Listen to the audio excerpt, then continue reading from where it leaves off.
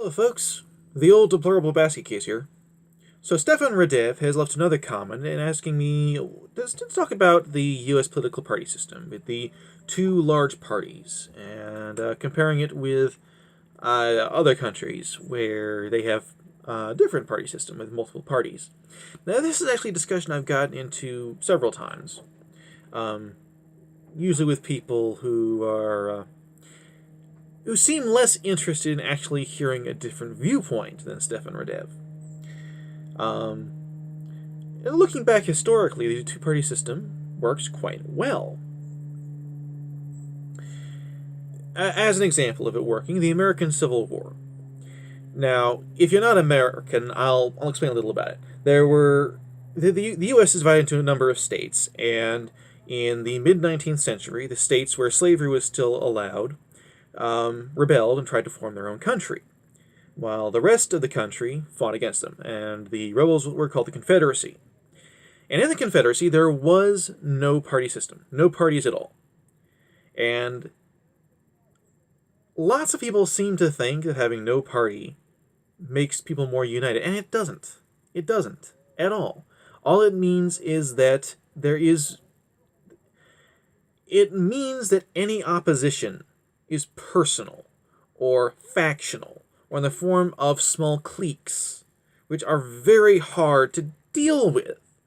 And so the Confederacy could not unite politically. It could not gather the political will to muster the physical resources needed to fight the war. In the North, by comparison, there was still the same two parties. The Republican Party, which was the new anti-slavery party, and the Democratic Party, which was anti-war, pro-slavery. Now this meant that there was a very obvious entity who were for peace, for the end of the war without victory, the Democrats. So if voters wanted that, they could vote Democrats. And there was one very obvious entity that fought for victory before peace, the Republican Party, and if people were for that, they could vote for Republicans. And this very obvious,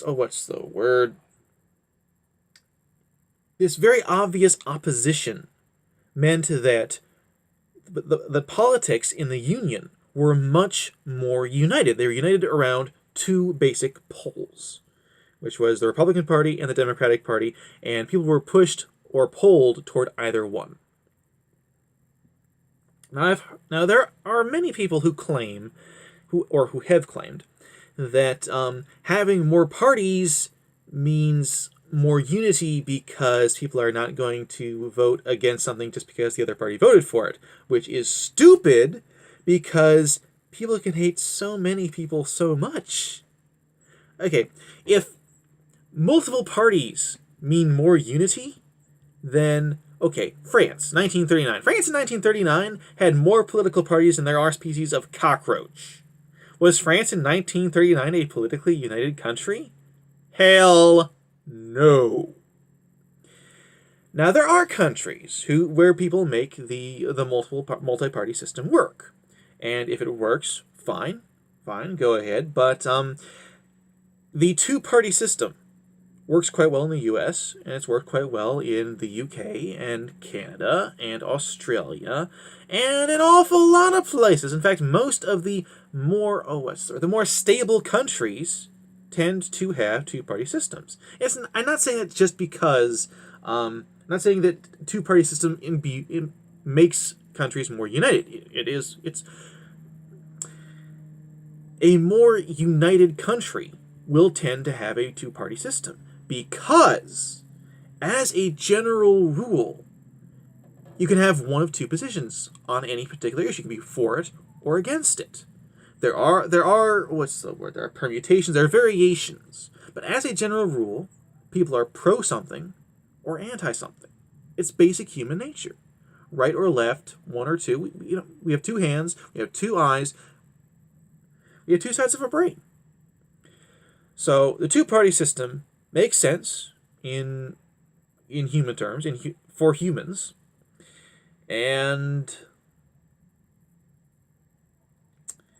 that's all. That's what I had to say. Sorry, I kind of disjointed.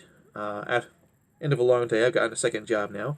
Um, that's all. Thank you for your comments, Stefan Radev. I hope that this answers your question and it provides the information you wanted. Everyone who's watching this, thank you for watching. Please comment below with anything you have to say or to like to know what you think.